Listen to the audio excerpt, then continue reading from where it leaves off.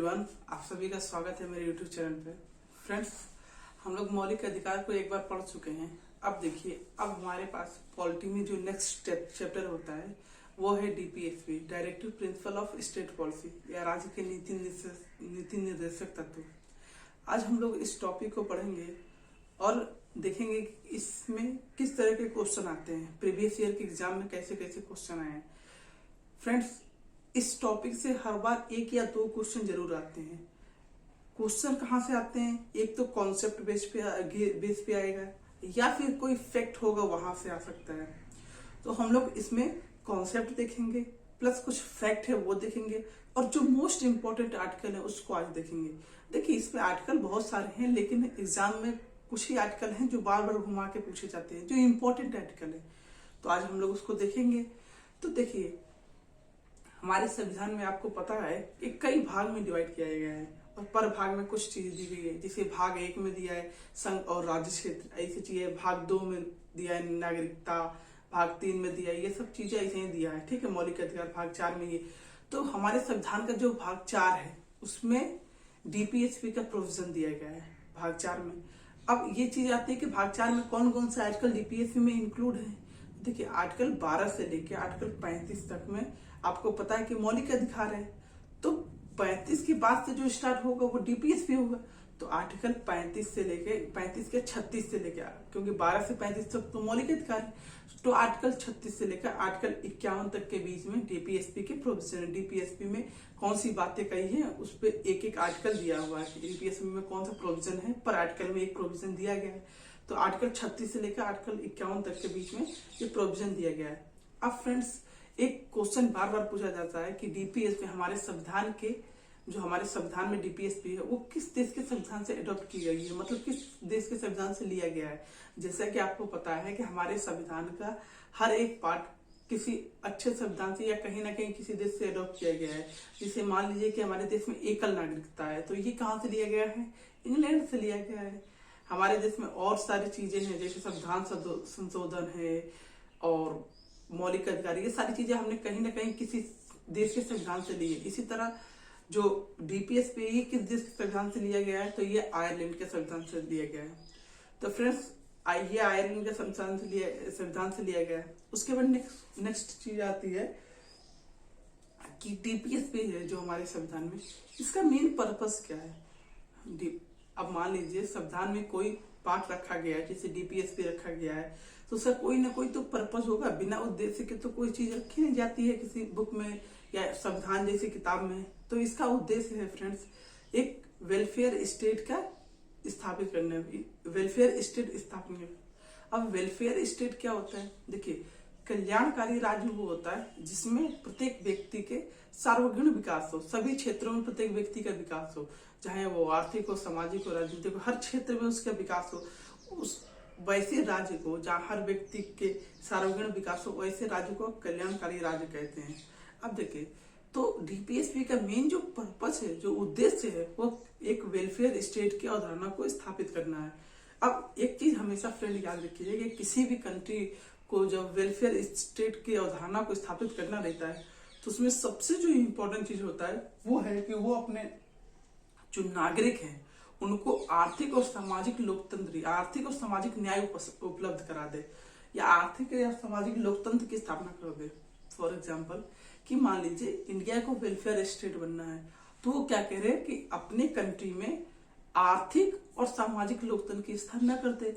जैसे ये लोकतंत्र की स्थापना करेंगे, आर्थिक और सामाजिक मतलब हर किसी को धन जितना चाहिए वो मिल जाए। लोकतंत्र मतलब समाज में इज्जत जो चाहिए या रिस्पेक्ट चाहिए, हर कोई नीचा बड़ा ना हो, ये सारी चीजें अगर इंडिया उपलब्ध करा देता है तो वो वेलफेयर स्टेट की कैटेगरी में बढ़ने लगता है कंट्री। धीरे धीरे वेलफेयर स्टेट की कैटेगरी में कंट्री बढ़ता है। तो ये होता है, जब तक आप किसी भी कंट्री में अगर वेलफेयर स्टेट की अवधारणा स्थापित करानी है, तो उसके लिए सबसे इम्पोर्टेंट चीज है कि वहां पे आर्थिक और सामाजिक लोकतंत्र की स्थापना होनी चाहिए। तो फ्रेंड्स, ये थे क्वेश्चन, जो ये थे मतलब एक तरह से कह सकते हैं फैक्ट थे, या एक तरह से बहुत ज्यादा पूछे जाने वाले, हर बार पूछा जाता है। किसी आप प्रीवियस ईयर के एग्जाम खोलेंगे तो इसमें हर बार क्वेश्चन पूछे जाते हैं। कौन कौन सा, जैसे कि डीपीएसपी हमारे संविधान के कौन से भाग में दिया गया है, तो भाग 4 में दिया गया है। डीपीएसपी में कहाँ से कहाँ तक क्या आर्टिकल समाहित है, तो आजकल 36 से लेकर आर्टिकल 51 तक के बीच में। अब क्वेश्चन पूछा जाता है कि हमारे संविधान में डीपीएसपी किस देश के संविधान से लिया गया है, तो आयरलैंड के संविधान से लिया गया है। तो कभी कभी पूछा जाता है कि डीपीएसपी का मेन उद्देश्य क्या है, तो वेलफेयर स्टेट की अवधारणा को स्थापित करना है या कल्याणकारी राज्य की स्थापना करना है। फिर पूछा जाता है कि निम्न में से डीपीएसपी में क्या चीज, अगर मान लीजिए कभी कभी क्वेश्चन दिया रहता है कि निम्न में से जो डीपीएसपी है उसका क्या मेन पर्पस है, तो उसमें दो चीजें, वेलफेयर स्टेट की अवधारणा स्थापित करना और आर्थिक और सामाजिक लोकतंत्र की स्थापना कराना। तो दोनों का मतलब है, मतलब इन द सेंस कि जब तक आप आर्थिक और सामाजिक लोकतंत्र की स्थापना नहीं करते हैं, आप वेलफेयर स्टेट की अवधारणा स्थापित कर ही नहीं पाएंगे। तो ये फ्रेंड्स हर बार क्वेश्चन आते हैं, जिसके 5-6 क्वेश्चन यहीं से आपके निकल गए, ठीक है। अब कभी कभी पूछता है कि जो डीपीएसपी है उसमें कौन कौन से कैटेगरी में डीपीएसपी को डिवाइड किया जाता है। वैसे ये क्वेश्चन बहुत कम आया है, लेकिन आप ध्यान रखिए कि जिस बार पूछा जाएगा बहुत लोग कर नहीं पाएंगे, क्योंकि उनको सिर्फ यही मालूम होगा और आर्टिकल मालूम होगा, ये चीज नहीं मालूम होगी। तो याद रखिए जो डीपीएसपी है उसको मेनली उसके आर्टिकल के बेस पे कौन कौन से आर्टिकल किस कैटेगरी में आते हैं, तो मेनली 3 पार्ट में डिवाइड किया गया है। पहला पार्ट जो है वो सामाजिक सिद्धांत।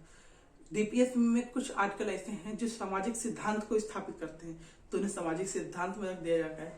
दूसरा है गांधीवादी सिद्धांत। फ्रेंड्स डीपीएसपी में कुछ प्रोविजन ऐसे हैं जो गांधी जी की आइडियोलॉजी थी ना उसको फॉलो करते हैं, तो इसीलिए उसे गांधीवादी सिद्धांत के अंतर्गत रख दिया गया है। जो नेक्स्ट है वो है उदार बौद्धिक सिद्धांत। उदार बौद्धिक मतलब क्या होता है कि जो एक अच्छा इंसान होता है, बौद्धिक मतलब होता है कि पढ़ा लिखा इंसान होता है, उस चीज को करने की कोशिश करता है, उसकी कैटेगरी में कुछ आर्टिकल को रख दिया गया है। तो इसीलिए जो डीपीएसपी है उसको मेनली 3 कैटेगरी में डिवाइड कर दिया गया है, समाजवादी सिद्धांत, गांधीवादी सिद्धांत एंड उदार बौद्धिक सिद्धांत, ठीक है। ये कभी क्वेश्चन मान लीजिए पूछ लिया गया कि डीपीएसपी को कितने पार्ट में डिवाइड किया, तो 3 पार्ट में डिवाइड किया, ये है आपका। अब फ्रेंड्स इसके बाद हम लोग देखते हैं कि कुछ इंपॉर्टेंट आर्टिकल, मैं यहाँ पर आपको बता दूं कि मैं सारे आर्टिकल नहीं पढ़ा रहा आपको, सिर्फ कुछ इंपॉर्टेंट आर्टिकल जो हर बार एग्जाम में आते हैं। आप किसी भी एग्जाम को खोल के देखेंगे उसमें हर बार यही आर्टिकल घूम फिर के आते हैं, तो वो आर्टिकल को आज हम लोग देखेंगे। तो देखिए सबसे पहला आर्टिकल है आर्टिकल 36। आर्टिकल 36 में क्या है, आर्टिकल 36 में राज्य की डिफिनेशन है। फ्रेंड्स जिस तरह आप अगर मौलिक अधिकार पढ़े होंगे हमसे, तो उसमें आर्टिकल जो 12 था, शुरुआती दौर का पहला आर्टिकल मौलिक अधिकार का था 12, उसमें दिया गया था कि 12 में राज्य की परिभाषा थी। तो फ्रेंड्स इसी तरह डीपीएसपी में कहा गया है कि 12 में जो परिभाषा राज्य की दी गई है वही परिभाषा आर्टिकल 36 में दी गई है डीपीएसपी में राज्य की परिभाषा, ठीक है। फ्रेंड्स इसके बाद नेक्स्ट आर्टिकल है आर्टिकल 36। आर्टिकल 36 ये कहता है कि जो डीपीएसपी के जो तत्व है ना वो शासन के मूलभूत है। मतलब शासन इन द सेंस कि अगर आप रूल कर रहे हैं, आप विधि बना रहे हैं, तो इन डीपीएसपी में कही गई बातों को आप कहीं ना कहीं फॉलो करिए, धीरे धीरे ही फॉलो करिए, लेकिन करिए। नेक्स्ट है इसके बाद article 40। Friends most important article जो हजारों बार पेपर में आई है वो आर्टिकल 40। आर्टिकल 40 कहता है कि राज्य को पंचायतों का गठन करना चाहिए। और फ्रेंड्स कभी कभी ये पूछता है कि आर्टिकल 40 किस मौलिक अधिकार के अंतर्गत, किस डीपीएसपी के अंतर्गत आता है, तो गांधीवादी सिद्धांत। क्यों? क्योंकि गांधी जी कहते थे कि अगर इंडिया में शासन करना है तो सबसे छोटी इकाई तक के पहुंचना चाहिए, मतलब छोटी इकाइयों की स्थापना करनी चाहिए। केंद्र सरकार नहीं बननी चाहिए, राज्य सरकार नहीं बननी चाहिए, मतलब छोटी छोटी सरकार बननी चाहिए, जैसे पंचायत हो गई, ये सारी चीजें, ठीक है। फिर नेक्स्ट आर्टिकल है आर्टिकल 44। आर्टिकल 44 है कॉमन सिविल कोड, मतलब पूरे भारत में एक कॉमन सिविल कोड आनी चाहिए, ये आर्टिकल 44 में प्रोविजन है, ठीक है फ्रेंड्स। अगर सबसे इंपॉर्टेंट आर्टिकल ये है। फिर आर्टिकल है 46। 46 है शेड्यूल कास्ट और शेड्यूल ट्राइब्स के लिए शैक्षणिक और आर्थिक हितों का प्रयोजन, मतलब ऐसे कार्य करना चाहिए जिससे शेड्यूल कास्ट और शेड्यूल ट्राइब के लिए आर्थिक और शैक्षणिक योग्यता उनको बढ़े, उनको शैक्षणिक योग्यता और आर्थिक योग्यता में ज्यादा मदद मिले, ऐसे राज्य को कदम उठाने चाहिए, ठीक है फ्रेंड। फिर नेक्स्ट आर्टिकल है आर्टिकल 48।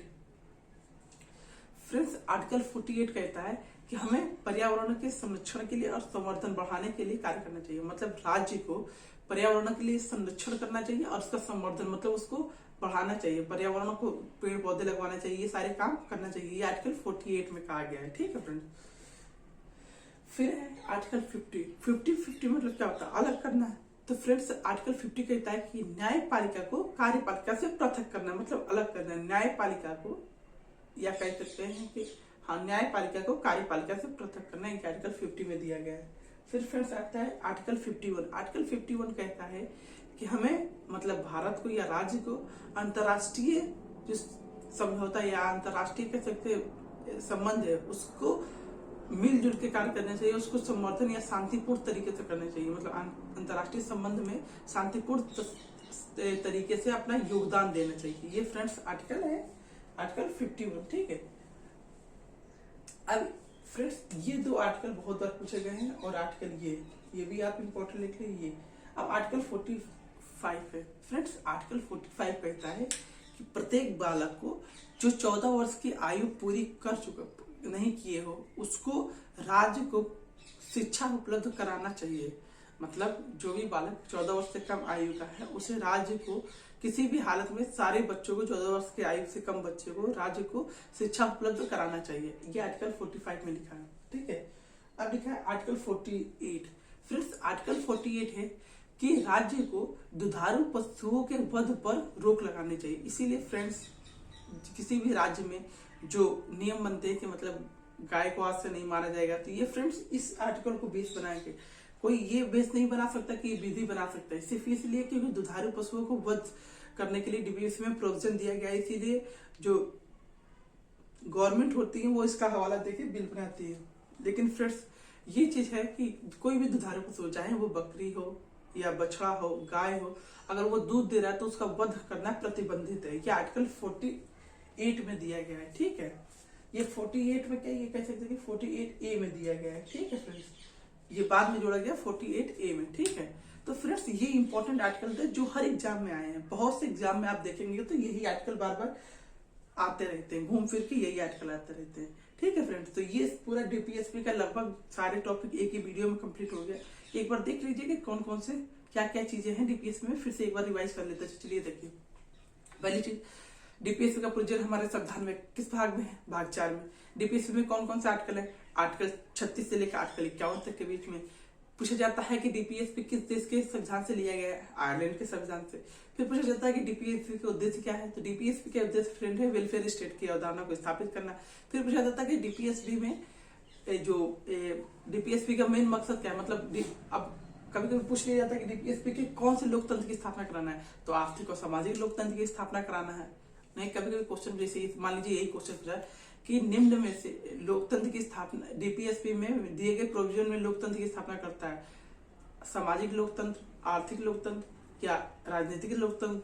और लास्ट वाले ऑप्शन में देखे आर्थिक और सामाजिक लोकतंत्र। तो आर्थिक और सामाजिक लोकतंत्र की स्थापना करना ही डीपीएसपी का मकसद है। ठीक है फ्रेंड्स, ये क्वेश्चन थे, ये सारे आपके हो गए। इधर कितने भाग में? 3 भाग में, ये सारे आर्टिकल हो गए। ठीक है फ्रेंड, तो चलिए ये था वीडियो। अब डीपीएसपी कंप्लीट हो गया। नेक्स्ट वीडियो में मिलते हैं फ्रेंड। जब तक अपना ध्यान दीजिए और चैनल को सब्सक्राइब कर लीजिए। Thank you.